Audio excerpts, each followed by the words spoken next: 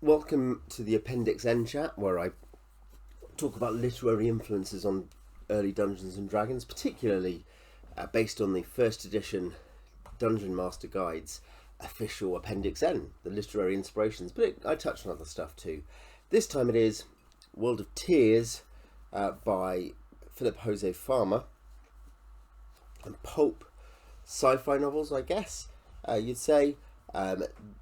He was very much a pop writer. These are from the mid-60s. This is a massive influence.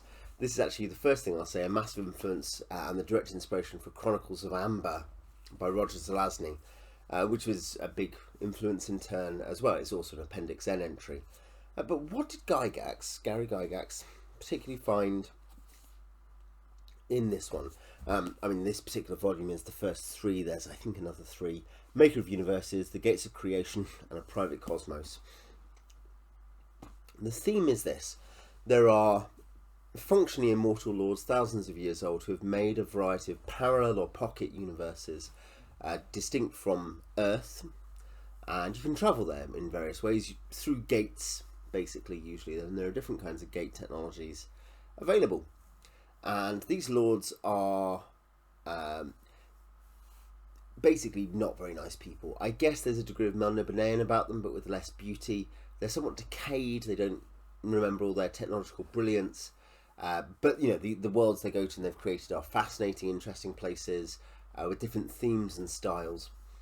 And so for instance, one is different layers going up in a tower, essentially, with one being like a Greek layer, ancient Greek layer, one being in pulp Western layer, one being medieval, one being Atlantis, and one being a palace. That's the 5 layers. Another one is a solar system with a bunch of different weird themed planets or worlds in it. So very, very creative at that level. So there's a sort of direct and indirect influence thing here. Direct influences, I think I can sum up in a couple of sentences, and indirect, there's an interesting thing to say about that, apart from the Chronicles of Amber thing. So direct, there is a solar system universe which is heliocentric, has the sun at the centre. That could be where Greyhawk and Earth, not heliocentric, geocentric, like Greyhawk with Earth. So you have a planet in the middle and the sun revolves around it. It could be the inspiration for that, one supposes. The other is that this is, along with Chronicles of Amber, one of the clear, kind of planes, not planescape, that's not a Gygax thing, but planescapey influences. You could just go to these different parallel universes, which is Amber. Amber does that. And they can be very different. You could go to different entire pocket universes here with different thematic elements. That's World of Tears. And I think which one is the greater influence? They're both listed. You've got to both see them both as probably early influences on Gary's idea of the planes as these different themed zones you could go to. Think of lots of video games like that come after this with themed zones. So I think that's the two direct influences. And maybe there's a few things like you could say, on one world in Gates of Creation, it's actually not a world. There's loads of individual cylinders of metal, and they're also dense. It looks like from a distance it's a whole world. The gravity, I guess, holds it together as well. The joint mass, I don't know how this is meant to work really, but there are gates on them to travel across to different places, and one of them is trapped basically.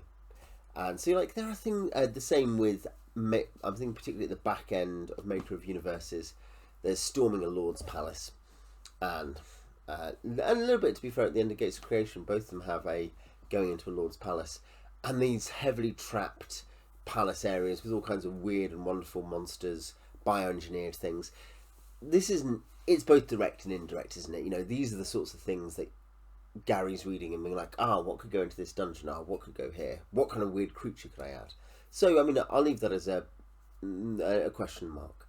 Indirectly, this was an observation I saw on one of the blogs that does discuss Appendix N, which I thought sums up one thing I took from it, which is that this is a DM's book, not a player's book. In the sense that Conan tells you, or Lankmar, they tell you how to be a hero. That's what heroes do. This is how heroes act. This is not about the hero, who is a pulp hero. Technically, he's just not iconic. Wolf is not an iconic hero. He's okay. But rather, what this shows you is world building by someone who wants to mash everything good into what they're making. So the fact that, I don't just want a Greece layer, ancient Greece layer. I also want a pulp Western layer, and a medieval layer, and a fallen Atlantis layer, and also a castle of an ancient, immortal, potentially evil lord at the top. That's very DM-ish, isn't it? That's very much someone who's like, this is this cool world where my adventurers get to do all kinds of crazy stuff. When you kind of read about this is something that comes to mind with a few campaigns I've read about online, where evidently they are alternate Earths, but the alternate Earth, a bit like some versions of Conan, a bit like Astonishing Swordsman of Hyperborea, is this massive mashup of all the kinds of influences within the fantasy canon in that case, but in world history canons for these others. I think, and again, the solar system with different planets which are different themes. One's basically a giant animal. One has floating plant things which people fly around as airships. One is the cylinder world. These are quite strongly themed, aren't they? You'd have to say. And they resemble, in some ways, the extreme planet ecology of lots of sci-fi, where planets have one or two things going on, not lots. And so you can see that again. It's a DM-ish thing to be like, there's a different place you could go to. And certainly in terms of even Gary's version of the planes, let alone the Grub version and the Cook versions of the planes, particularly the post-Cook version of the planes, with how much detail you get in the different planes box sets of all the kind of crazy rules in places and systems in places in different planes. That all draws, I think, on that idea that it's not just the kind of meta idea, if there are planes that work like this, but the DMing idea of, wouldn't it be cool if you had different themed areas? It's not like, World of Tears is the only place that does that, the only book that does that. That was important to Gary and other early designers. But I think it's notable it is put in there, and the fact it is quite imaginatively inspiring when I read it says something to me. Anyway, that's what I think about World of Tears and its influence on earliest D&D. Fairly brief this time. If you can spot any more, tell me what you think in the comments. Till next time.